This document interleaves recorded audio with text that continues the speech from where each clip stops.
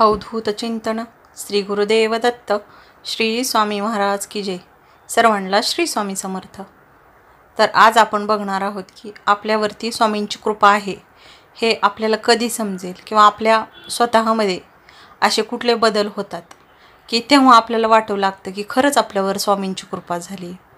तर काही लोकांना गैरसमज असतात की स्वामींची कृपा होणे म्हणजे खूप पैसा, सुख समृद्धी किंवा आपण जे स्वप्न पाहतो किंवा आपल्या ज्या इच्छा असतात, आकांक्षा असतात त्या पूर्ण होणे म्हणजे स्वामी कृपा. तर असे नाही आहे. स्वामी कृपा म्हणजे काय आहे माहिती आहे का?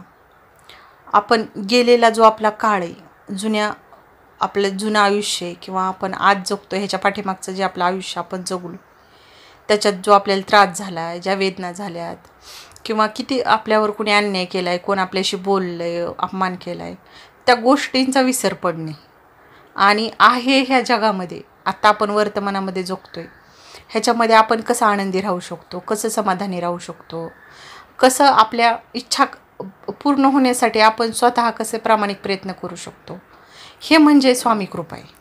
की स्वामी आपल्याला सद्बुद्धी देतात की बाबा तू आत्तापर्यंत भौतिक सुखामागं पळत होता, तुझा खरा आनंद कशात आहे ह्याची आपल्याला प्रचिती यायला चालू होती. आपण कुठल्याही अडचणीमध्ये न डगमगता अगदी खंबीरपणे उभे असतो. कुठलंही संकट येऊ दे, कुठलंही अडचणी येऊ द्या, त्याच्याशी आपण 2 हात करतो आणि आपण त्याच्यात जिंकायचा प्रयत्न करतो. ते म्हणजे स्वामी कृपा. आपलं समजा एखादं स्वप्न नाही पूर्ण झालं तरी पण आपल्याला त्याचं एवढं वाईट न वाटून घेता आपल्यासाठी स्वामींनी भविष्यामध्ये ह्याच्यापेक्षाही छान नियोजन केलं आहे, हे म्हणजे स्वामी कृपा. आपण कितीही आयुष्यात अडथळे आले, त्या अडथळ्याला पार करून जाण्याची जी आपल्याला ताकद भेटते, जी हिंमत भेटते, ती म्हणजे स्वामी कृपा असते. असं नाही की स्वामी सगळं तुमच्या आयुष्यात किंवा तुमच्या पदरामध्ये आयतं आणून टाकतील आणि घे बाळा म्हणतील, नाही का, तर हे करू शकत नाहीत. हा ठीक आहे, तुम्ही जिथं थकता, जिथं तुम्ही हार मानता तिथं ते तुम्हाला पाठबळ देतात, ते तुमचं मनाचं धैर्य वाढवतात किंवा अचानक तुमच्या मदतीला कोणतरी धावून येतं की तुमचे ज्या अडचणीत खूप मोठी अडचण असते त्याच्यातून तुम्हाला मार्ग भेटतो. म्हणजे अशी एखादी व्यक्ती तुमच्या आयुष्यात ते पाठवतात स्वामी. पण जेव्हा तुम्ही 100% प्रयत्न करता तरी पण तुम्ही त्याच्या हारण्याच्या जवळ असता. त्यावेळेस असं नाही की तुम्ही प्रयत्नच नाही करत बसूनच आहेत आणि तुम्हाला हे पाहिजे, तशा वेळेस ते तुमच्या पाठीशी नसतात. तुम्हाला स्वतःला खंबीर व्हायला शिकवतात, ती स्वामी कृपा असते. असं नाही की माझं बाळ आहे मी त्याला आयतं दिले, नाही. तुम्ही प्रयत्न केलं पाहिजे, प्रामाणिक प्रयत्न केलं पाहिजे, कुणाचं नुकसान नाही केलं पाहिजे, तुमचा हेतू प्रामाणिक पाहिजे. तुमच्याकडं लढण्याची तेवढी तुमच्या क्षमता आहे, प्रत्येक व्यक्तीकडं आहे लढण्याची क्षमता. तुमच्या पुरेपूर क्षमतेने तुम्ही लढलं पाहिजे तुमचे जे ध्येय आहे, जे तुमचे स्वप्न आहेत ते पूर्ण करण्यासाठी.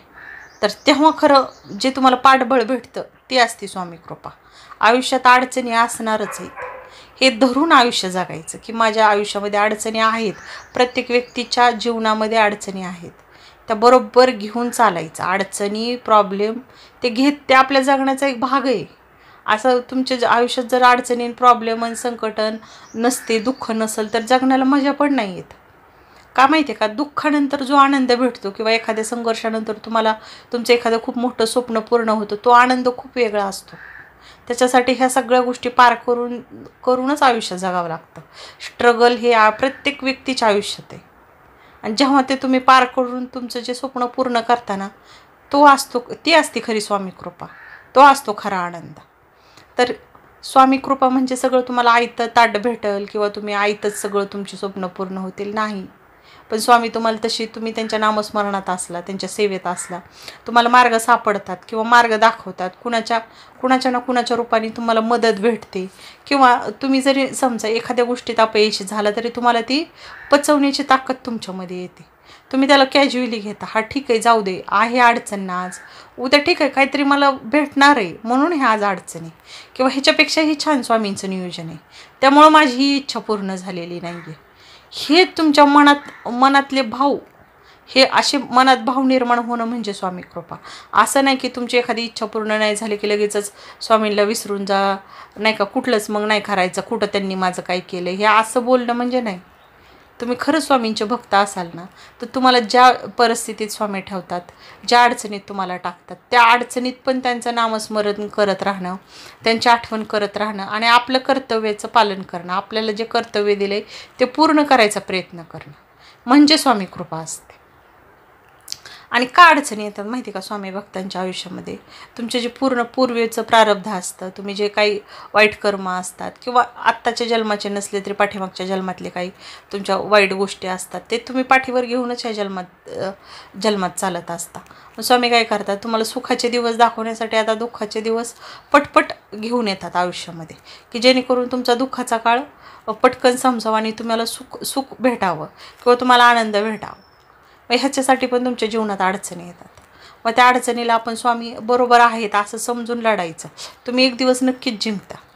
असं कधीच होऊ शकत नाही की तुमची कुठलीच इच्छा पूर्ण होत नाही. हा एखादी मोठी इच्छा असेल, अपेक्षा असेल, खूप मोठी असेल, तर तिला वेळ लागेल. का तर तुम्हाला थोडंसं धैर्य पण ठेवायला लागेल. मी आज मागितलं आणि उद्या मला लगेच भेटलं असं कधी होऊ शकत नाही. त्यासाठी तुमचे प्रयत्न पण प्रामाणिक पाहिजेत, तुमच्या सगळ्या गोष्टी प्रामाणिक पाहिजे. त्याच्याबरोबर स्वामींना पण म्हणलं पाहिजे, स्वामी माझ्यासाठी जे योग्य आहे तुम्ही ते द्या, मी मागतो म्हणून नाही द्या. तर स्वामींना आपल्यापेक्षा चांगलं माहिती असतं की आपल्यासाठी काय योग्य आहे, आपल्यासाठी काय चांगलं आहे. हे जेव्हा आपल्याला वाटायला लागतं तेव्हा आपल्यावर समजायचं की आपल्यावर स्वामी कृपा होती. त्यांच्या नामस्मरणात आपण असतो तेव्हा आपली चिडचिड कमी होते, आपला रागराग कमी होतो, आपण दुसऱ्यांना इतरांना समजून घ्यायचा प्रयत्न करतो.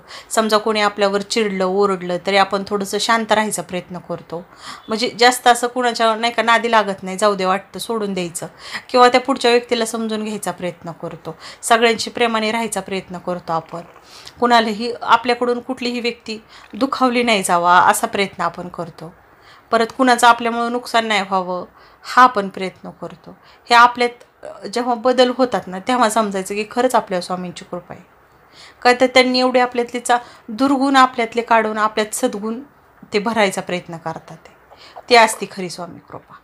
मग हे जेव्हा आपल्याला कळायला लागतं, समजायला लागतं, तेव्हा आपल्याला कुठल्याच गोष्टीचं काही वाटत नाही. समजा एखादी इच्छा जरी अपूर्ण राहिली तरी आपण त्याच्यात तेवढेच आनंदी असतो जेवढे आपण आपली इच्छा पूर्ण झाल्यावर असतो. मग हे ठीक आहे. हे जगात ना आपलं असं काहीच नसतं विचार केला तर.